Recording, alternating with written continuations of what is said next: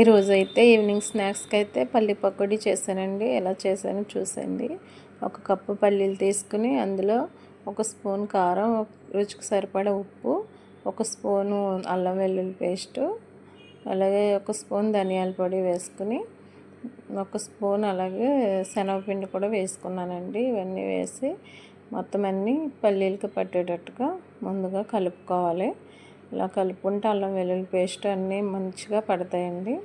ఇలా కలిపిన తర్వాత కొంచెం వాటర్ వేసి చూసుకుంటూ వేసుకోవాలి. కొంచెం వాటర్ వేసి మళ్ళీ కలుపుకొని లాస్ట్లో ఒక స్పూన్ ఆయిల్ వేసి ఇలా కలుపుకొని, నేనైతే ఎయిర్ ఫ్రైయర్లో చేస్తున్నాను. ఎయిర్ ఫ్రైయర్ ఇలా తీసుకుని ముందుగా 2 మినిట్స్ మనం రీహీట్ చేసుకోవాలి.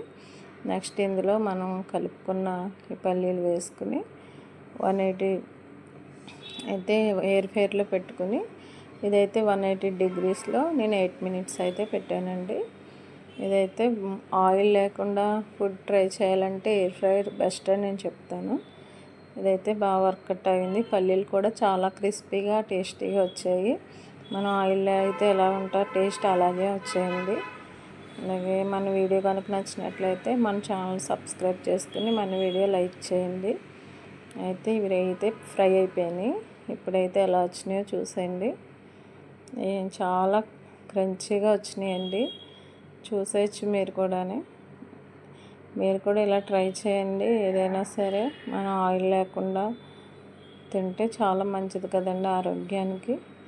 నేనైతే ఇలా ట్రై చేశాను. ఇవి చాలా క్రంచీగా వచ్చినాయి. మా పిల్లలు కూడా చాలా ఇష్టంగా తిన్నారండి. థ్యాంక్ యూ అండి.